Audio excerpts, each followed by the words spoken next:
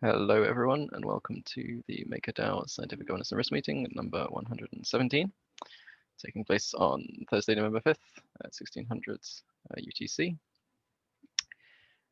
My name is Long for Wisdom. I'm the governance facilitator for MakerDAO currently. Yeah, I'm joined with a bunch of people from Maker, though slightly less than usual due to the impact of daylight savings time, despite my reminders over the last few meetings. But hopefully they'll drift in shortly. All right. So we got a shorter agenda than usual. I think this week we don't have any presentations or specific segments. But there have been a couple of polls this week, and we have a couple of things to discuss. So we'll go over those. Just a reminder that if you have something to say or you have comments on what's being said, please interrupt. It's honestly fine. We'd love to hear from you. If it becomes a problem, then someone will let you know. But please err on the side of action. All right, so let's see. So at the end of the week, we've got our weekly updates. I'm going to do the MIPs formal submission review for November. We have the regular segment from Rishesh for State of the Peg. And then we're probably going to spend some time discussing stablecoins again, and potentially the flash loan stuff that happened the other week. All right, so I think I'll get going. I do still have on the agenda to remind people about time zones. So yeah, I'll go over this once again. This meeting is set in UTC time now at 1600 UTC. So be aware that when daylight savings times change, the meeting time may change. Cool. All right, I'll get started with governance updates then. I'm just going to go through governance at a glance. So we've had a number of active discussions this week.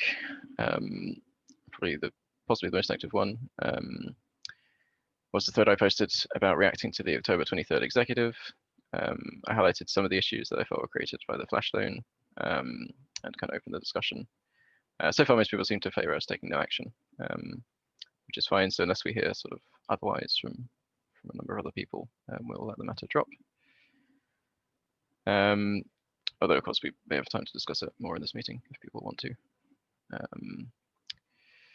So we had a cool post from Planet X entitled "Governments Forget About Whales," in which he kind of did a write-up discussing some of the issues we're facing in governance and participation, and suggests some of the reasons that larger maker holders aren't voting, and kind of summarized some nice takeaways, which I thought was good, and that kind of gathered some discussion. Generally favorable. I don't think Planet X is here, but yeah, that was a good post. So thank you to him for creating it. We also had a kind of thread sort of return. User Fabian Schuschler, I can't pronounce surnames.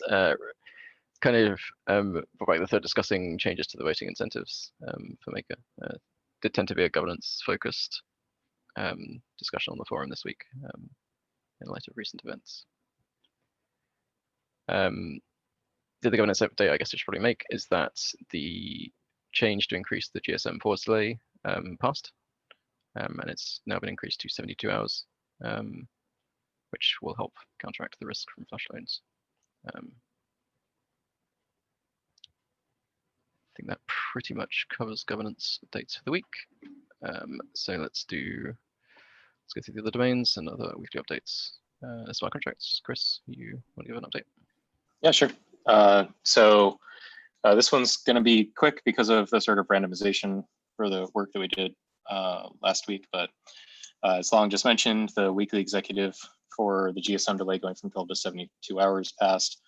Also, a reminder that the authorizations were removed from the Oracle freeze module now. So we have no way to freeze Oracle feed outside of waiting the 72 hours at this point. And also phrased best maybe by Greg is in the box we trust. So meaning that we can no longer trigger the liquidation circuit breaker, and we're really relying pretty heavily that the box will limit our exposure to auctions not performing well. An update on the foundation. So the foundation's, we've been trying to come together with a few plans. We worked at a couple different paths and then sort of compared the sort of pros and cons of each one of those. And I think we're going to have a proposal for everybody soon, so that we can get both of those modules back in place and maybe even reduce the GSM delay again. But it should prevent flash loans and governance, which might make, but that'll be relevant for a conversation later. So the let's see, nothing for monthly stuff, obviously. There were 2 collateral assessments which are almost complete. So Sam worked on those. We have to still run them through like static analysis and other types of tests, and then we'll post those. Let's see, there's nothing to Covan, although GOSD is ready. So I'm going to see if I can do GOSD to Covan tomorrow. And the DSS exeClib is in review. So this is the thing that'll make spells a little bit more easy to create, and will also improve the sort of documentation around collateral onboarding. And there was a domain team review we did on MIP 27 for the debt ceiling instant access module. So that's up for formal submission now for next week. I think I covered everything else, except this Friday's executive will have Wi-Fi and BAL and whatever other polling results have come out. So, and then for collateral assessments, we're still planning on now Uni, Ren BTC, and TBTC. And we have to still review MIP 14, 17, and 25. And yeah, the auditor discussions for liquidations 2.0 have concluded, and now we're just sort of comparing them at this point. And then the the foundation's also working on the whatever flash loan solution that we'll come up with. So so stay tuned for all of that. That's it for smart contracts. Great, thanks, Chris. Anyone have any questions before we move on?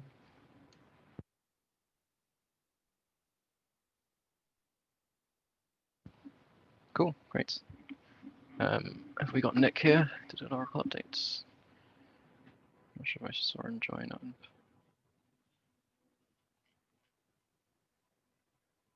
No, okay, I think we'll get to Nick hopefully later.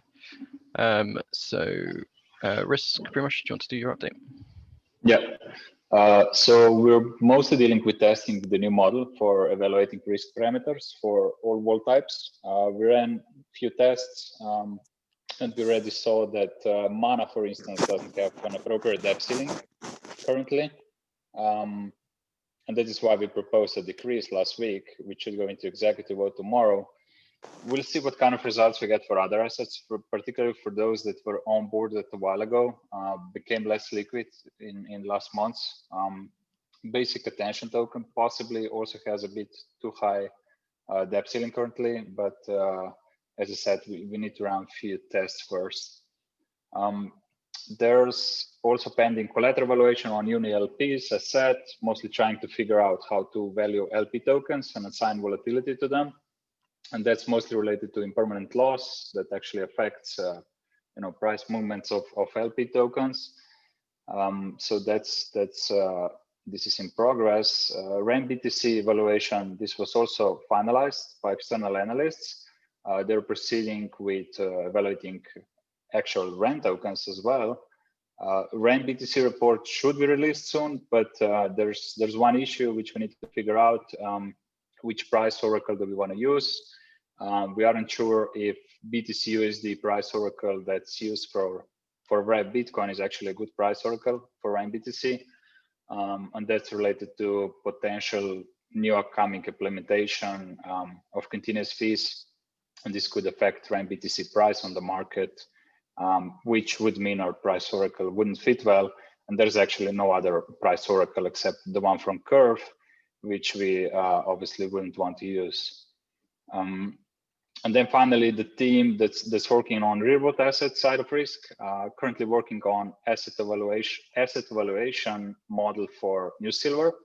The idea is to have an internal model for evaluating those loans that are used as collateral, so we can have our own assessment of debt coverage, which in reality shouldn't hopefully be much different than the one provided by Centrifuge. And then for MIP 21, which is off-chain asset-backed lender implementation, there's also ongoing work for risk assessment of the whole implementation. More specifically, I think Sebastian is currently focusing on basically evaluating the credit tenant lease space industry and assessment of tenants that were proposed, which at the end account for a large amount of risk exposure in the proposed model. So that's pretty much from our side this week.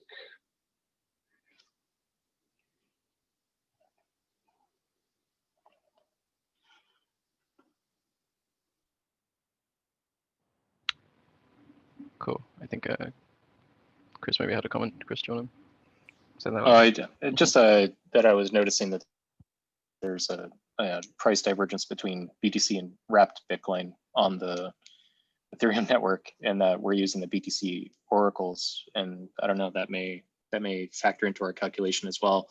And also the same considerations we're applying to Ren with their fee model, which I think is absolutely correct. We may need to also apply to WBTC, because there's a not insignificant number of WBTC that get swapped for Ren BTC that moved across the bridge. So yeah. Those are two things to think about.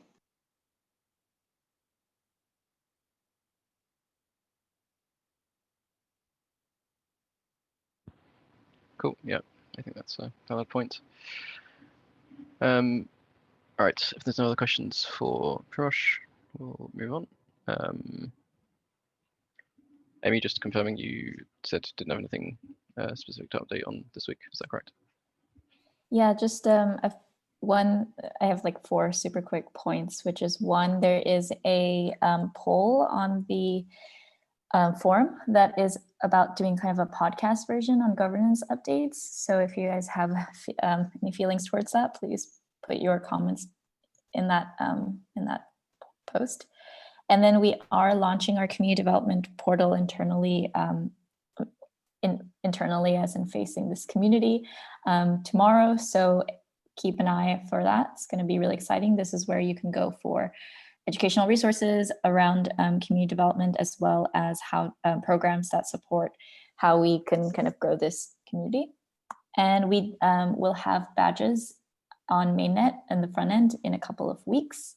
And we do have a super cool grantee, one of our grantees, Curacao, Kuradai, which is using digital currency backed by DAI, is doing some really great things on the island of Curacao. So you should also go and check that out. That's it for me. Okay, great, thanks.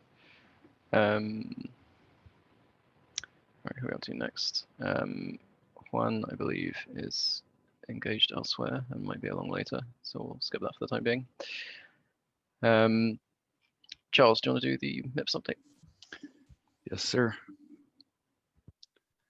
Sharing nice. Oh yeah, 1 sec.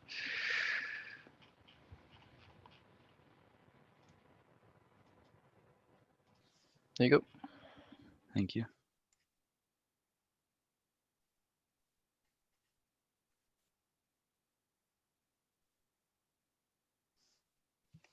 All right, hello everyone. Hope your week's going well. So this week we had this is the first week of November's governance cycle, and formal submission of proposals began on Monday, and they ended on Wednesday night. So I'll go over all the formally submitted proposals after this slide, but today Along for Wisdom is going to perform the submission review, as he mentioned earlier, to determine which of the formally submitted proposals will be put forth for inclusion polls on Monday, November 9th. So this month we have quite a bit of proposals coming through, like last month, mainly 4 MIPs and 3 sub-proposals. So we have the emergency voting system, which replaces MIP 5, created by David Utro and John Eighthman. We have the Flashmint module by Sam M, which was voted in last month via a declarations of intent, and this is the follow-up technical implementation for it. We have the debt ceiling instant access module to modify the debt ceiling in a more automatic fashion. And lastly, we have MIP 28, the operational support domain definition. In terms of sub-proposals, we have calendaring exceptions,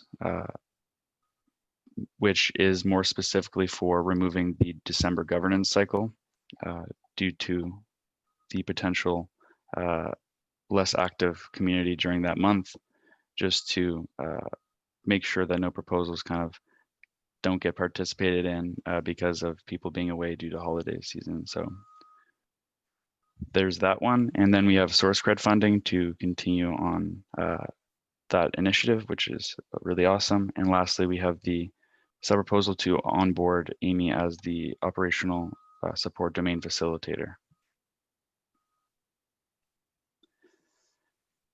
So based on the confirmation from Long today, we'll have the inclusion polls for the formally submitted proposals go out on November 9th. Again, inclusion polls are have a very specific threshold of 3,000 MKR. So the yes votes for them have to be greater than the 3,000 MKR plus no votes in order for the proposals to be proceed to the next stage of the governance poll and then the executive. Next Thursday, Long will perform that inclusion poll review to determine which of the inclusion polls or proposals will be eligible for the monthly MIPS governance poll the following Monday. In terms of collateral onboarding, as Chris and others mentioned, the executive vote to officially onboard Wi-Fi and BAL to the Maker protocol is scheduled for tomorrow. In terms of PAX-G and GUSD, the governance poll is successfully passed, so the executive vote to officially add them will be scheduled within 30 days of that passing, which I believe was last Thursday or 2 Thursdays ago. I will confirm that in my written MIPS update. The community greenlight polls for November will be published on the 16th and will run until November 30th. And this month, we only have 2 community greenlight polls for Nexo and Wi-Fi. And if anyone is curious to learn more about the entire status of collateral onboarding in terms of the assets proposed, definitely go and check out the collateral prioritization framework spreadsheet linked to in the forums. And that is it for my update today. Thanks, everyone.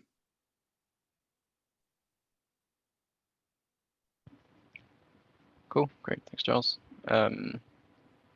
We can maybe spend a little bit of time talking about some of those proposals.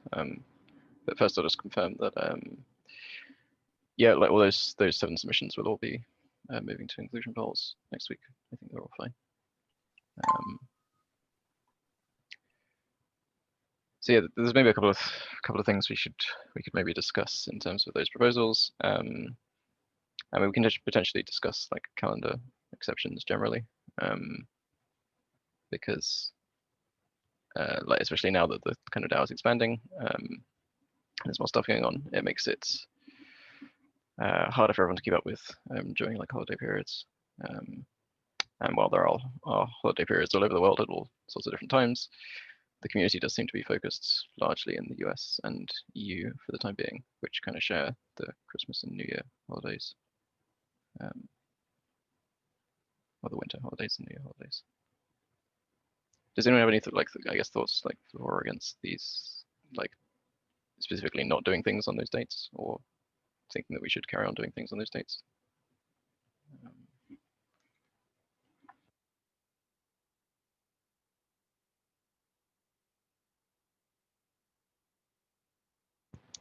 Like even apart from the MIP itself, which talks about the December governance cycle, there's also the question of the weekly cycle, specifically at the end of December and also at the end of November for Thanksgiving, which I think is on the 26th, which falls on a Thursday.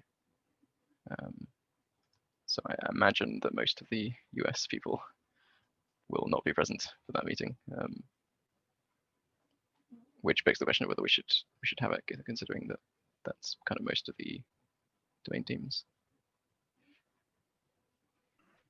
Yeah, I'm okay with not having it.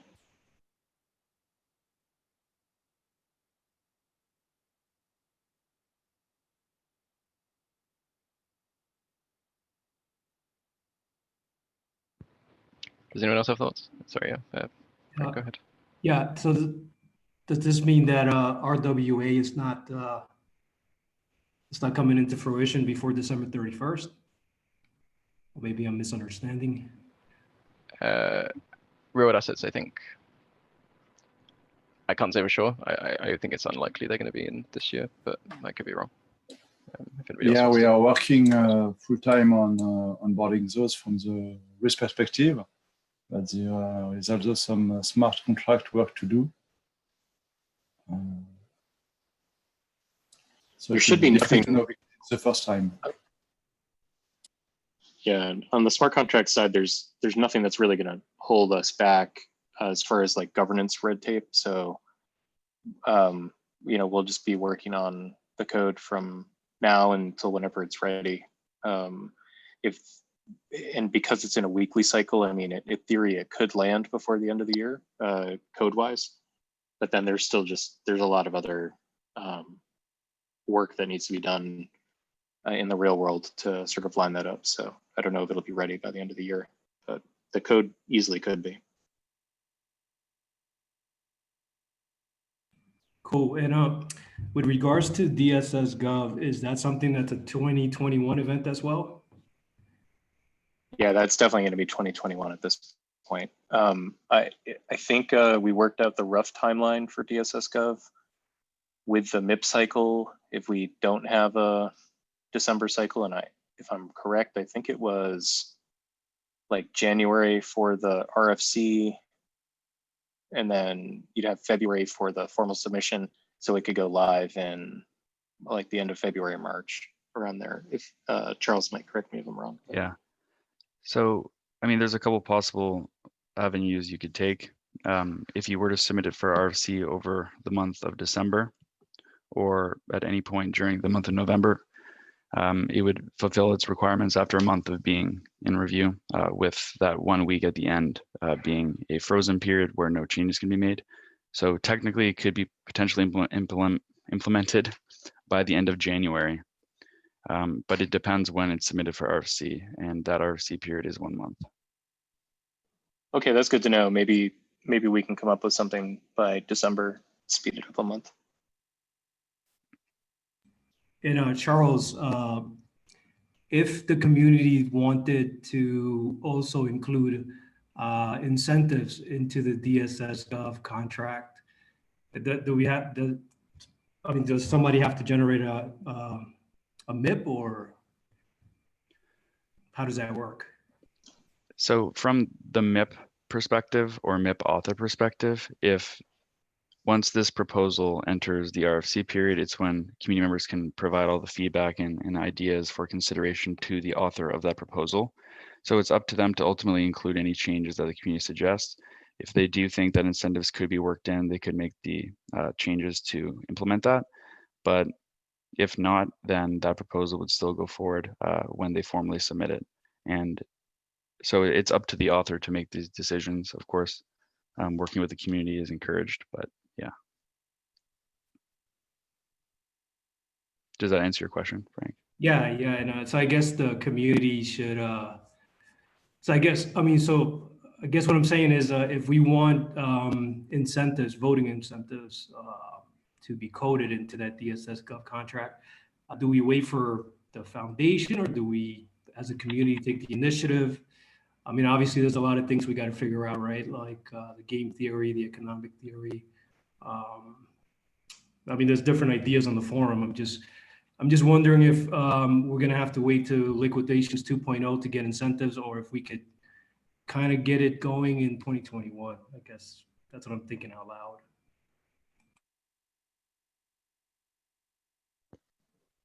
Yeah, I mean, if Chris or anyone working on DSS Gov wants to chime in, I would just say that once it's in RFC, to make your case in the comments and provide possible solutions for them to consider. But yeah, it's ultimately up to them to include. Whether they think it's achievable or not is up to them.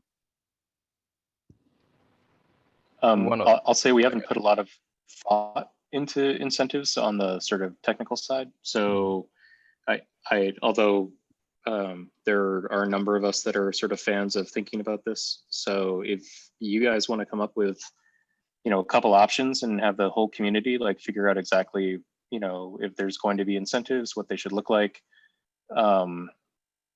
It would be ideal to have that while we were like prior to or during the RFC period, so that we could figure out how we wanted to handle that. So. Cool, thank you. Yeah, I'll just say I think the incentives side and the potentially having some sort of option for vote lockup are both fairly important. And I'm hoping to kind of pursue making those changes in DSS Gov. So yeah, if the community members kind of also want to see specific features, then yeah, just echo what Charles said and make sure you make that known. Yeah. All right, I believe I saw Juan get in, so maybe we can do the Juan, do you want to do a collateral update or collateral call update? Yeah, sure. Very, very quickly. This week we did not have any call as our friends in the US were having major events, so we figured that it was better to skip and not compete for attention there. And next week we're going to have paper chain. So for those that don't know, paper chain is they do analytics on the streams for YouTube, Spotify, and whatnot for artists and labels, and they are able to anticipate how much revenue they get. So based on that, they do they advance part of the revenue, and they are working with Centrifuge, and yeah, they will be coming to present their drop token and their project. So if anyone wants to join us next Wednesday, I think it's 11th at 6 p.m. UTC. I'll find the link and post it in the chat. But that's it. Great, thanks. Thanks. Cool. I don't think that brings us to the end of our updates, with the exception of oracles. But let's, I think, move on to Vishesh's State of the Peg segment. Then we can get on to some discussions. Wait, Vishesh? Oh boy, Vishesh isn't even here. Okay, let's just move on to discussions then, QA generally. Cool, all right. So polls this week, we saw the poll for the stablecoin action plan fail, I think, by 50.38% to 49.60%. So maybe we can spend a little bit more time discussing the various options for stablecoin vaults, kind of in the context of this poll failing, maybe kind of highlighting what the proposed option was, and kind of discussing some of the other options. Does anyone want to give a brief summary of the option that was proposed? Sure. Yeah, I can do that. Great. Thanks. So basically, there's three main options that were presented. One is this is option one, is to basically just keep increasing the surplus buffer and having this currently unbacked DAI cancel out in the surplus buffer later on. The second option was to just turn off the stability fees sometime in December when it hits around 100% collateralization ratio. And the third option, which is the one that passed the forum post and we presented on the governance vote, it was to turn off the stability fees, set the debt ceilings to 0 on all the stablecoin vaults on December 11th, and then create new mirrored ilk types for all of these that had basically the same parameters but different debt ceiling and the stability fees set back up to what they were before. So this is sort of the rollover into a new vault type option. So because it failed, I'm guessing my instinct is to now move on next week to basically put a ranked choice poll up and see, go wide and see what people want to do about this, because we do have to do something. We have to pick a plan. It's not something we can just sort of start burning Maker and not deal with. So that's my view. Happy to hear anybody's thoughts on that.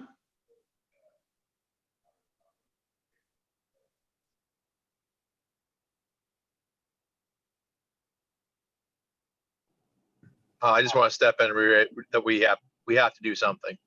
So no matter what, we have to, even if these fails along the way a couple different times, we just have to figure a plan out. I mean, Agreed. I think my definitely opinion the ranked from day choice one was just keep increasing the surplus buffer. It seems really easy.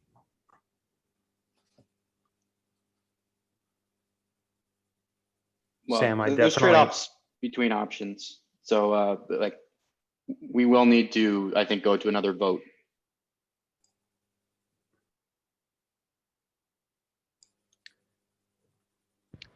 Yeah, I agree. We need to kind of get consensus on whichever option we're going forwards with, obviously. I do think ranked choice is probably the way to proceed, given the the result that we had this week. Whether we want to, I mean, I don't know if there are other options, like a couple of people have mentioned trying to find other options. I don't know how feasible that is, but yeah, sorry, go ahead, anyone that wanted to speak.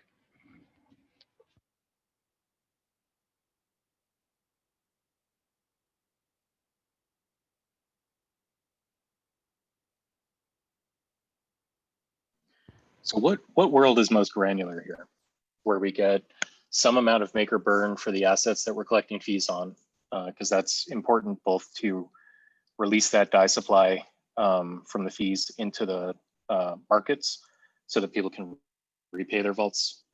It's also important to sort of build up the sort of system safety net in MKR. And, I'm sure MKR holders like that burn as well, but those two primary reasons are a good reason to continue to have some make or burn.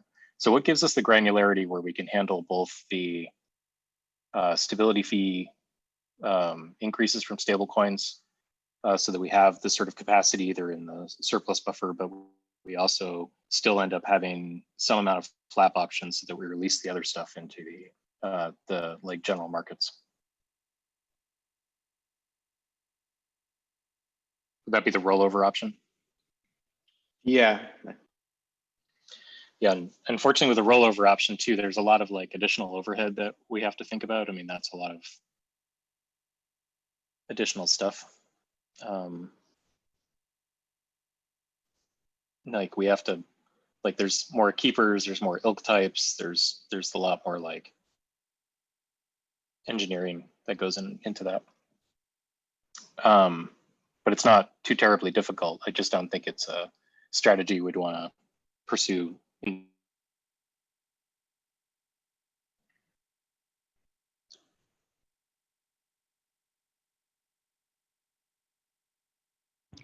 So I think the complexity, I think, with that strategy is that it requires us adjusting this surplus buffer to kind of burn some maker at some points, and then but not too much, and then increase it, and then wait until and try and maintain some sort of right ratio via updating it at good times, right?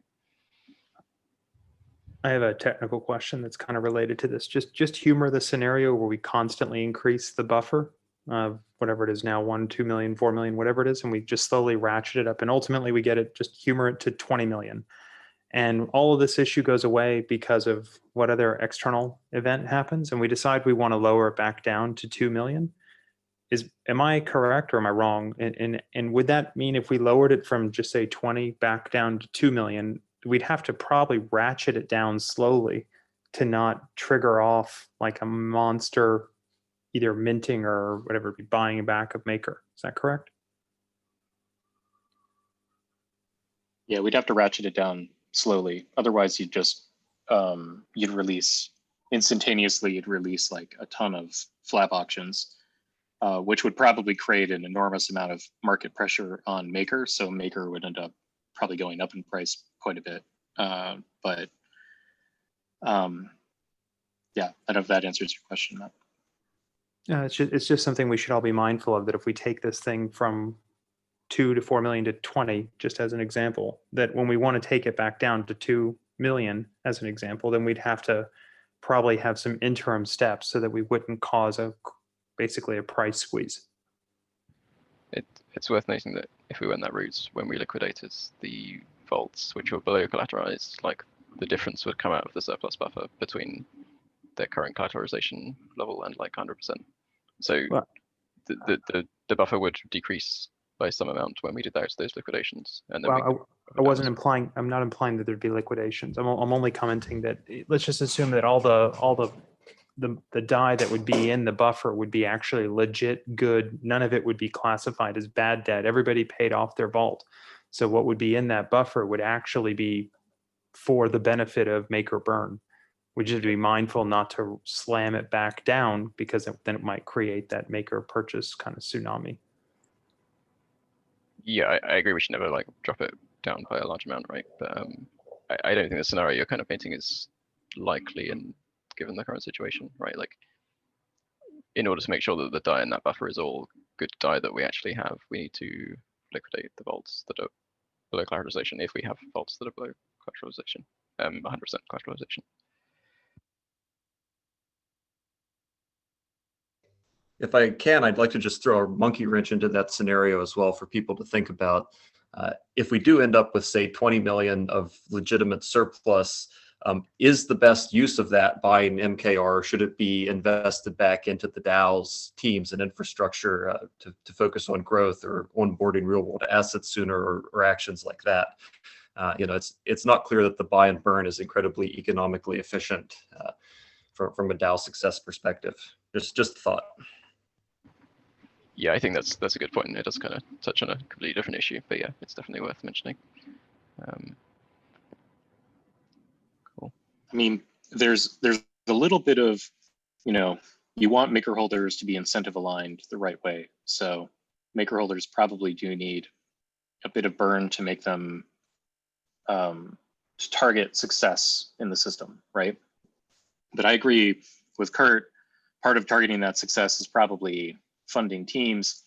And it also solves the problem that, remember, this surplus buffer, there's like a deeper, like, I almost want to call it like a scam in like the fiat monetary system, where you need the debt that we're accruing needs to be on the market so that people can repay their loans. Otherwise, we're going to see upward pressure on the peg.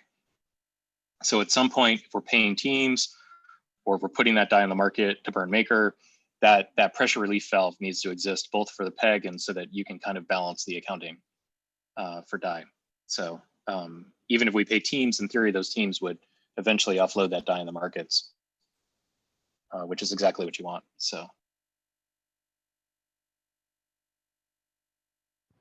Yeah, I think this kind of plays into the concept of strategic reserves as well, that kind of the declaration of intent for which went through recently, in that if we do want to kind of maintain larger levels of reserves, then it's maybe a good idea to not do it in DAI, to do it in something else instead.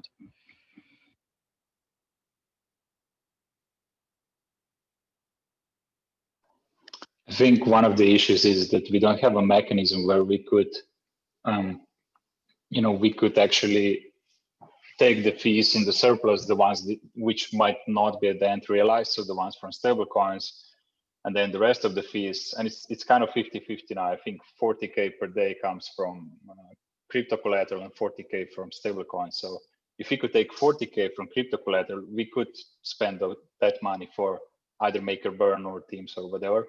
But this would be only doable if we had the flapper distributor, as much as I know.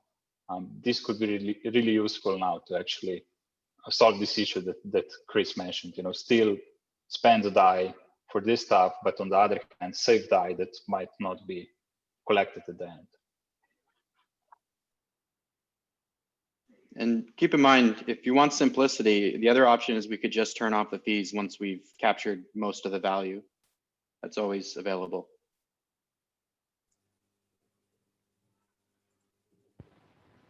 Yeah, I think that is kind of like the simplest solution, right? It's just turn off the fees.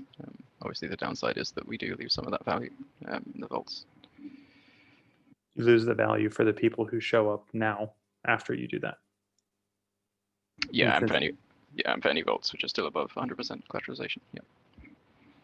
Yeah, but I mean, if we can hit 90%, like the vast majority of the vaults are already underwater and around this sort of leading edge. So we would be able to capture a fair amount of the value. And yes, we would miss newer vaults, but you know, there's trade-offs, right? So is it worth the effort of going through option 3 or, you know, continually increasing the surplus buffer? Like, just something to consider.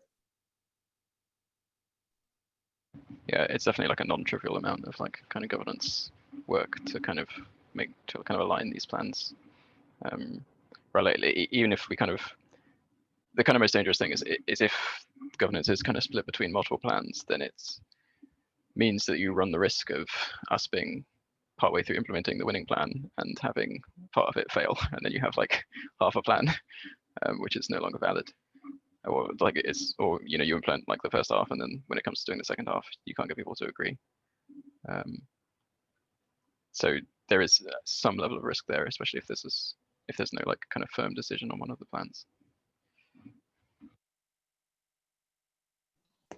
I mean, if it becomes impossibly hard to reach some sort of consensus on this, you know, we could always just, you know, put 3 different executives, you know, into the chief and, you know, let MKR holders just decide directly with votes on chain.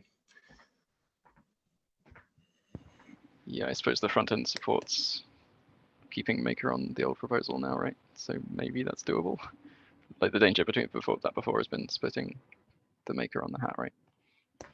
Yeah, well, I think with the new front end support, it should be fine. You can just keep weight on the old one.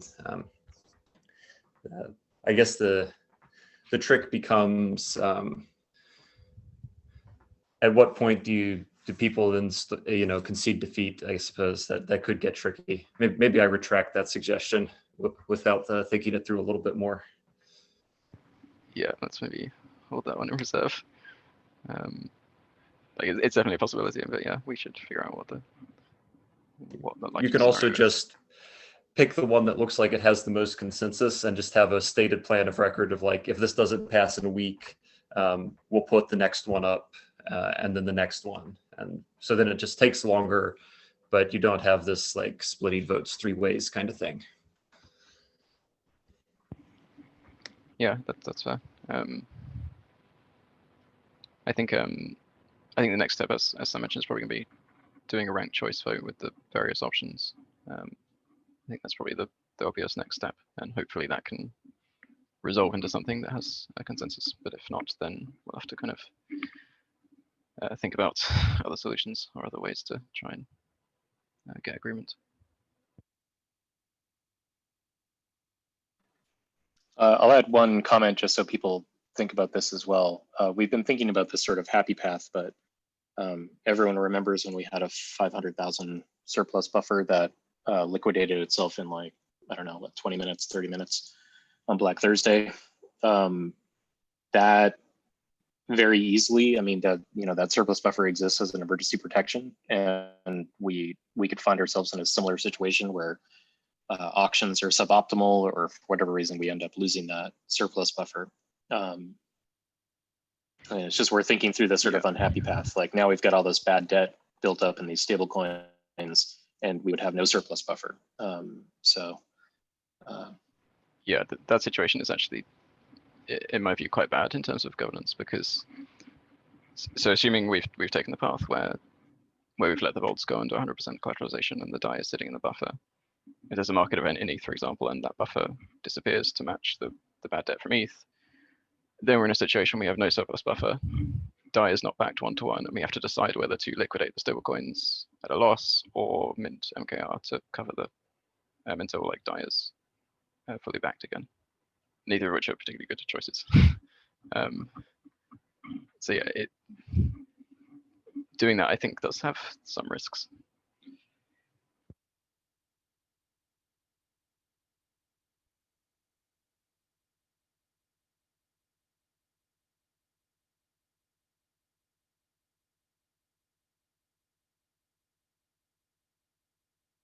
All right, well, on that positive note, let's move on. Unless anyone has any other kind of final points to kind of that discussion.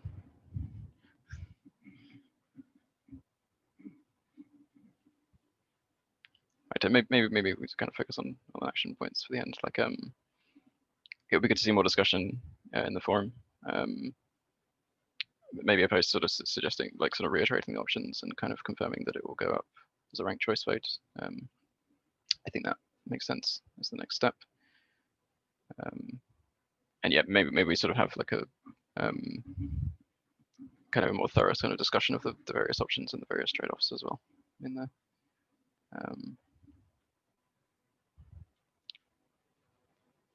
All right. Okay, cool. So with that, let's maybe move on to Vishesh's segment. If you're ready, Vishesh. Yeah. There you go. Okay. All right. So just to overview where we're at, we're still at around 950 million DAI minted. About 345 million of that is from ETH, about 500,000 from ETH-B, 3.3 million from BAT, 401 million from USDCA, 100 million from WBTC, 56 from TUSD, about a little less than 500,000 from Mana, 23 million from PAX, and about 4.8 million from Link. So in terms of from a price perspective, where DAI is sitting, so basically in the last week or so, the DAI price has been holding exactly the same to where it was last week, sitting roughly at around $1.01. So if we look at DAI USDC, trading volumes have been pretty light, but the prices have been sitting pretty steady around $1.01. The latest is like $1.008.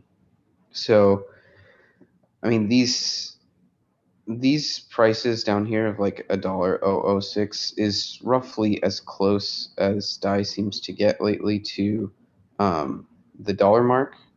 So if we kind of look at the long-term price graph there, I mean, you can see that there have been moments where it sort of gets close to touching around August 13th, September 3rd, September 19th.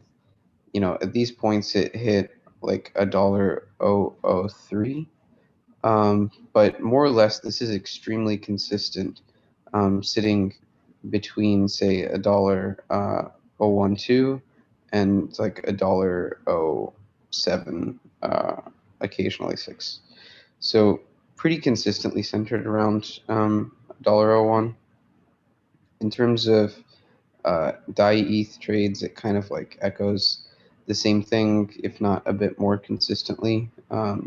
So at the very least, that average price is pretty much always like $1.01, with the exception of just at the end of October there, when the ETH price was surging, there was like a slight dip in the DAI price, but that sort of recovered itself. And then in the last week has been sitting around that $1.01 price. And then DAI USD is a similar story in terms of big picture, but a lot more volatility in the prices of those trades. In the last week or so, though, it's still kind of actually looking, if not anything but a bit more consistent, matching what DAI USDC has been doing. And then DAI USDT always pretty much tracks on DAI USDC. In terms of where all that DAI is sitting, it's still pretty much, you know, 280 million or so in Compound, another 200 million in Uniswap. There's solid 63 million in Barnbridge, and then another 50, 60 or so in the top few curve pools, and then 15 million on Binance, 12 million on other Binance address. So in terms of distribution of how DAI is being used, where it's sitting, things look pretty consistent to where they were prior. And then in terms of price, you know, the trading activity seems pretty consistent to what it's been doing long run.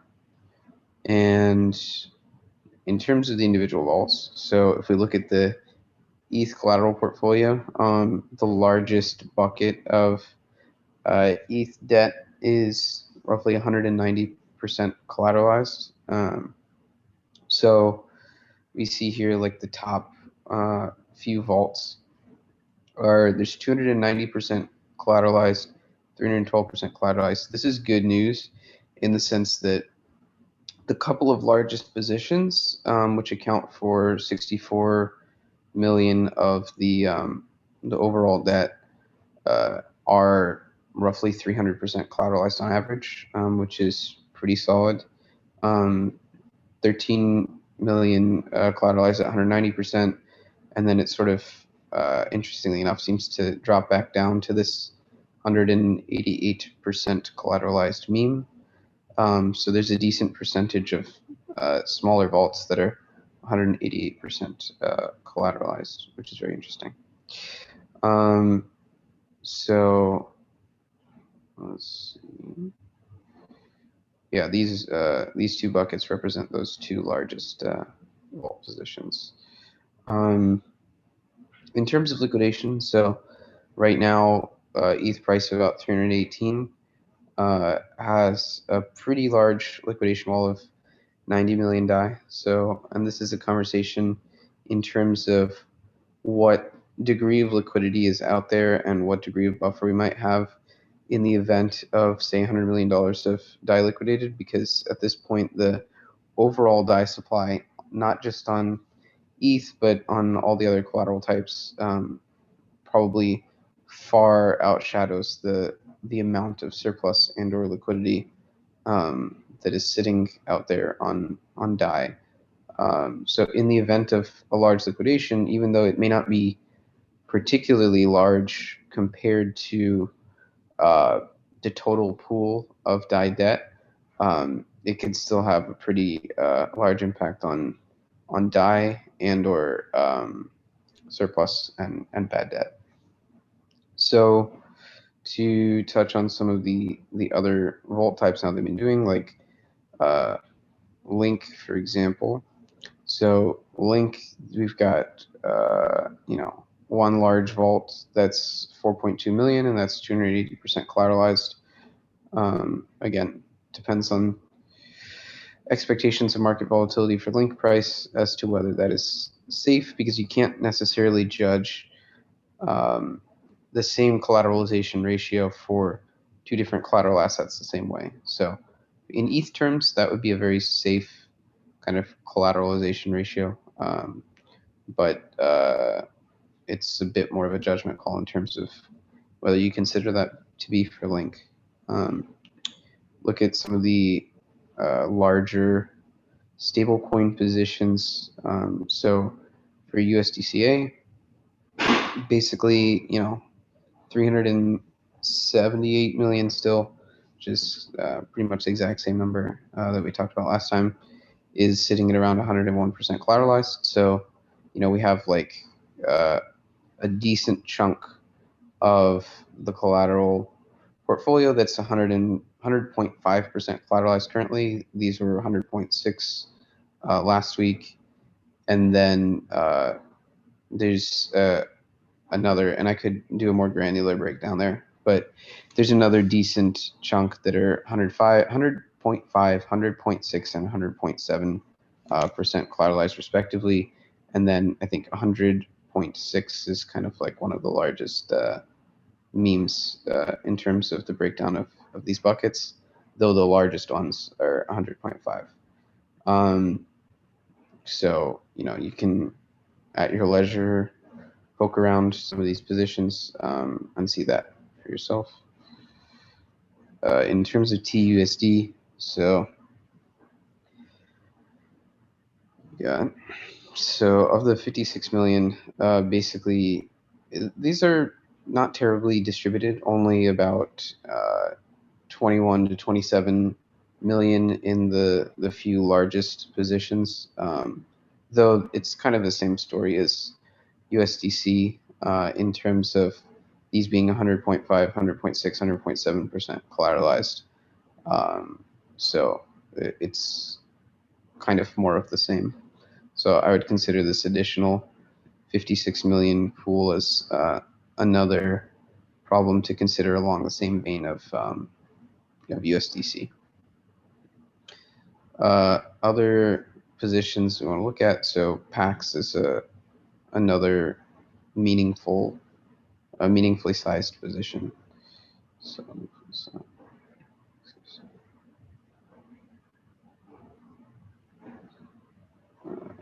just refresh.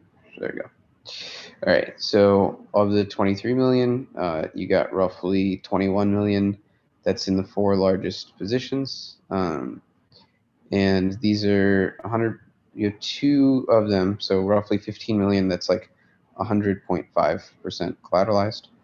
So not exactly the same scenario as some of these other ones. You still have this other 3 million vault that's 101.9% collateralized. So I would say roughly 16 million in debt in PAX USD. That's similar to what's going on with USDC right now. And then the other big position to keep an eye on is WBTC.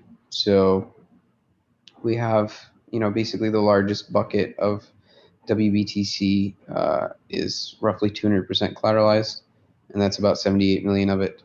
Of the largest positions, it's pretty representative. So you can see here the 3 largest WBTC positions account for, if you look at the 2 largest, that's 77 million, and they're 200% collateralized. And then the next largest is 17 million, and that's 340% collateralized, which is pretty solid.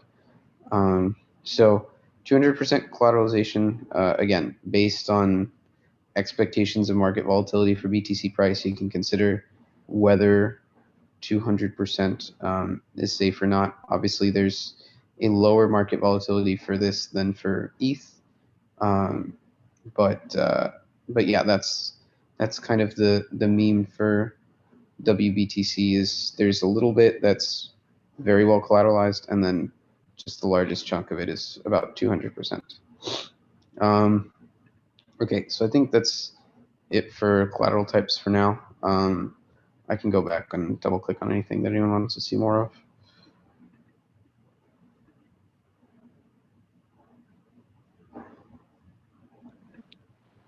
Yeah, thank you, Vishesh. That was yeah, awesome. Very thorough as usual. Yeah, it's definitely interesting seeing all the ratios and the different vaults and kind of how they vary and stuff. It's interesting. All right, anyone have any questions for Vishesh?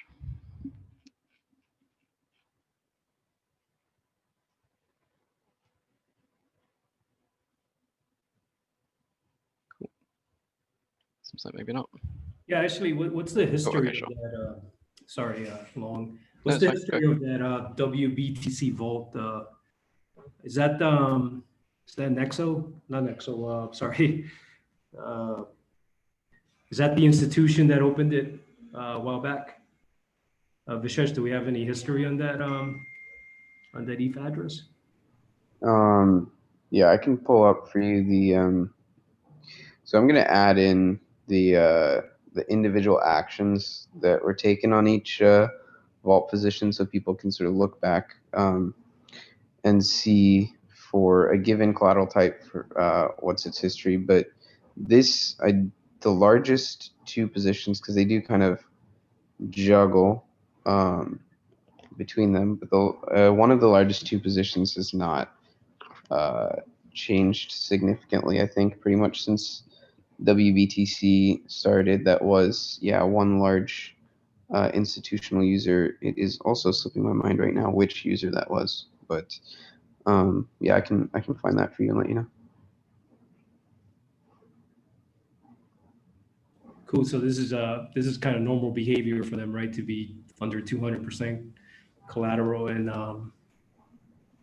yeah, they so these positions have been sitting around a similar collateralization percentage for a little while, but I mean, like the 47 million one that was updated on the 26th, and the $30 million one that was they interacted with their vault on the 24th. So you know, it hasn't been a significantly long time since they at least interacted with the vaults, so you know that they're managing or keeping an eye on those positions.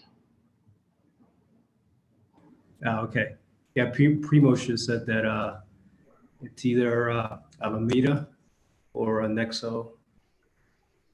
Yeah, I'm not claiming that. It's just for I think the third one is probably Nexo. I think you can even check it on Etherscan.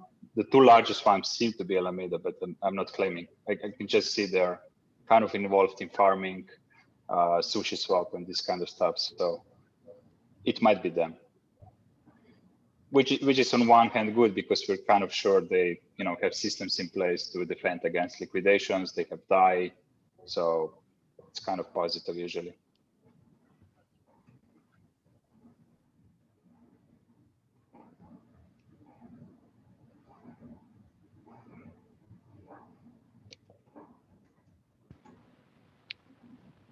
All right. Cool. Any other questions for Vishesh?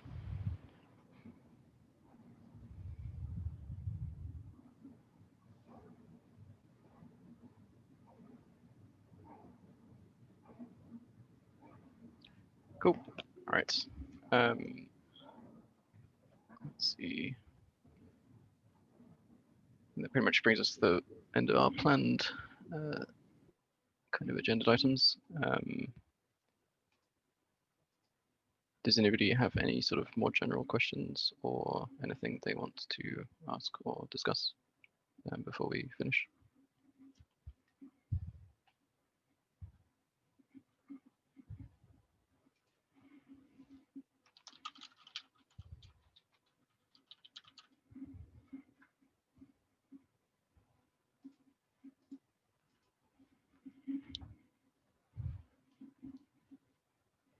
So I mentioned at the start of the meeting, we might discuss the flash loan stuff from the other week.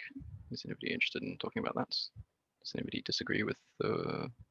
So I mentioned that the kind of prevailing opinion on the thread appears to be that we should do nothing. Does anybody disagree or agree? I don't necessarily disagree, but I would like to kind of take the devil's advocate position here that, you know, we are letting the impact of a, you know, vote happen on the system where the vote wasn't legitimate, right? So there is a precedent that we're setting here that, you know, technically the B.dot protocol guys shouldn't be whitelisted right now on the oracles because that vote was never ratified in a legitimate manner, right? So from a pragmatic point of view, you know, what would happen here, right? Well, you know, we would do a vote to like unwhitelist them and then be like, you can reapply, right? And there will be another vote to whitelist you again. And right, if that passes, right, then they can, then we're back to the same spot we are now. Now, personally, I don't want to do that. I think that's a lot of work.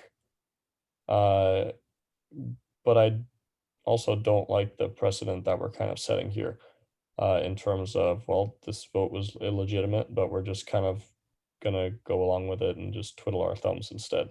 It seems kind of wrong in retrospect.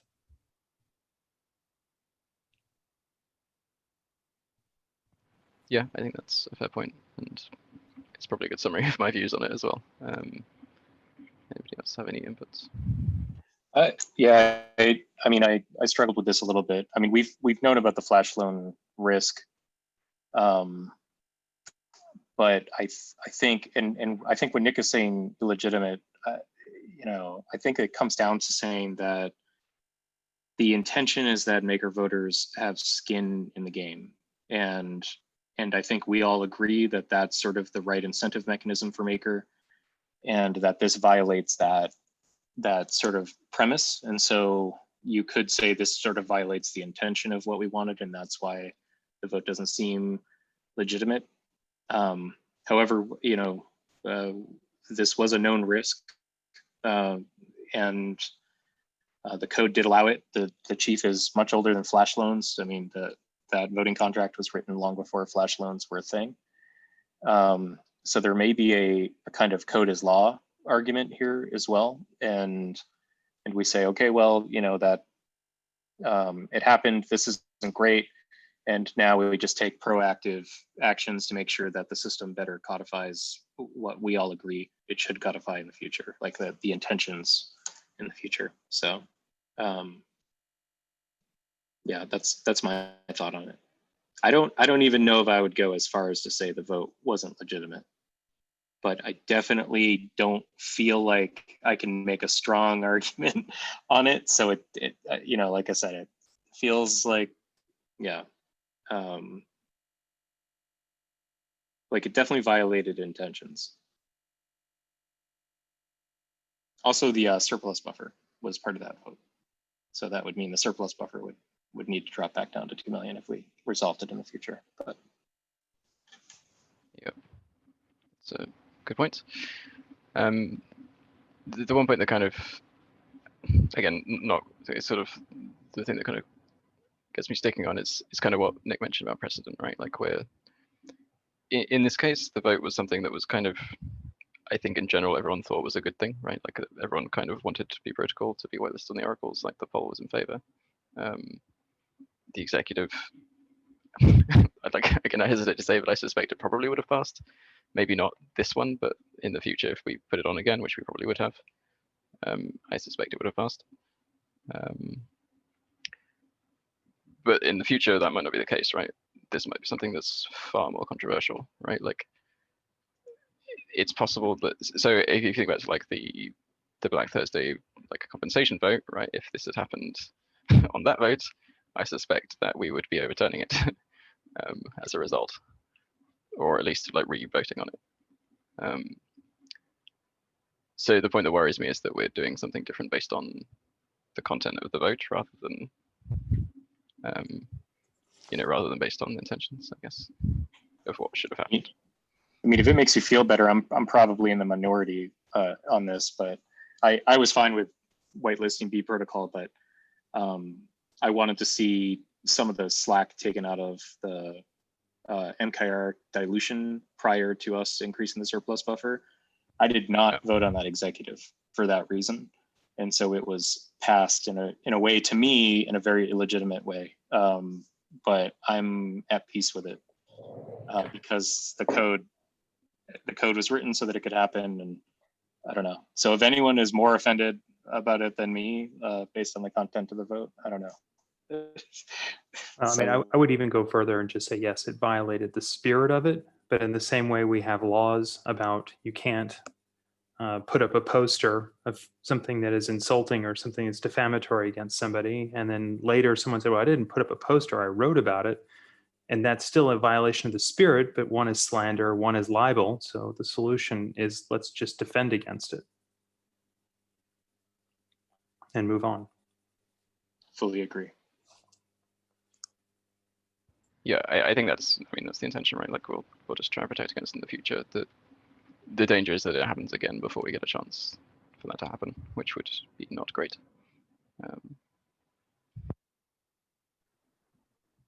I wanted to add something to what Nick said. So I think there are two different topics, and one is a little bit of the precedents that we might be setting, and that I want to say that if it is too much work and it's not that fruitful to just reverse everything and do everything again. Yeah, we might set that precedence, but at the same time, if we do everything that's necessary to protect the protocol and make sure that this does not happen again, and we make it clear that we are not in favor of this with different techniques. I don't know, Long mentioned, and he put up a vote in the forum for burning the maker that's used with bad intentions. So that could be one of the ideas, for example. But I think we might need to separate the message we're sending with things such as the Long's proposal, and the other one in just reversing everything because it's the right thing to do. If we have too much work to do and we could grow the protocol in different ways, I think we should not go for the reversal. That's my personal opinion.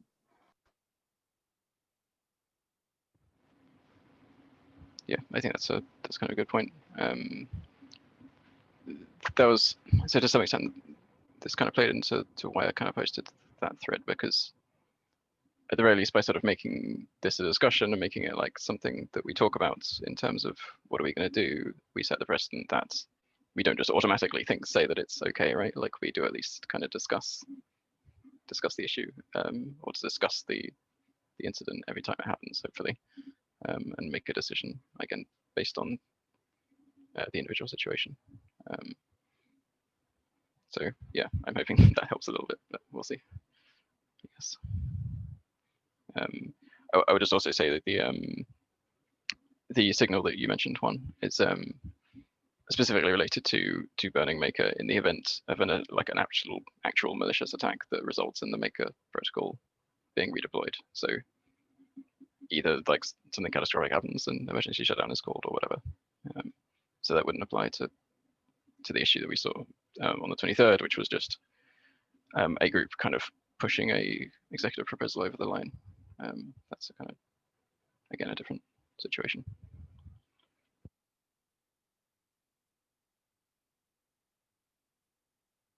And maybe to keep going on that topic, what you're proposing, or well, I don't know if you're proposing along. I don't think that you, well, maybe because you want to remain neutral, but you didn't seem to have an opinion there, or at least you didn't make it public. But that seems to hurt people lending their Maker instead of whoever's performing the attack. I don't know if we want to think of different ways of deterring people from trying it, but maybe that's something else. Yeah, I mean, it sounds kind of bad when you put it like that, but that's kind of the intention of the signal, right? Is that if you are lending your Maker and it's used to attack someone, then the harm will fall on you rather than necessarily the person that is actually doing the attack. Because the fact is that, like, if you are lending Maker and then an attack happens, then that attack wasn't possible and the attack used that lended Maker, then that attack wasn't possible without that lended Maker necessarily. Which kind of shifts the kind of responsibility around slightly. I mean, I commented on that, and on Aave, I think the API for lending Maker is 0.56% last time I checked. So I don't think that people are lending Maker for that API. I think they're doing it in order to be long Maker and be able to use their capital for other things, whatever it is. I don't know, could be even buying a car or paying down part of the mortgage. So I think that it's not necessarily a bad thing. And I don't know if we should be punishing people that are using their capital for something else. So that's why I was a little bit torn in between punishing them and not. That was my... Yeah, I mean, that part of it like makes sense, right? Like the using your capital for other things. And that's, this is where it gets a little complicated, because we could allow Maker to be used as collateral in the Maker system, which has the advantage that it can't be then relent out to someone else. Of course, that introduces other risks in terms of this like circularity of the Maker token and decreasing prices.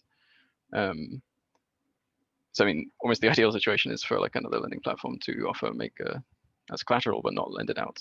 That isn't like the Maker platform or the Maker protocol. But yeah. But I don't know if it makes economic sense for any platform to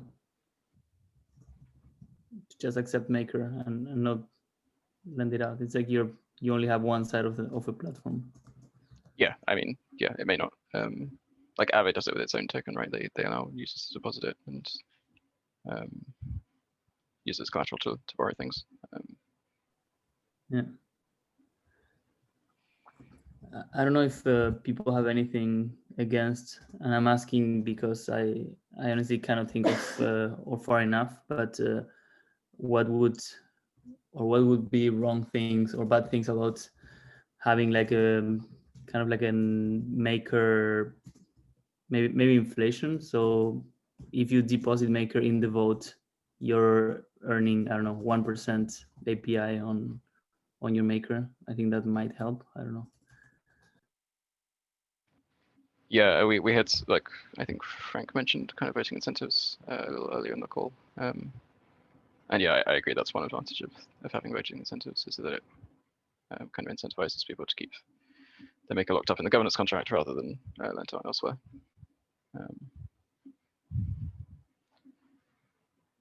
Right, I think we're maybe reaching the stopping point for this meeting. Does anybody want to make any final points or reminders or anything?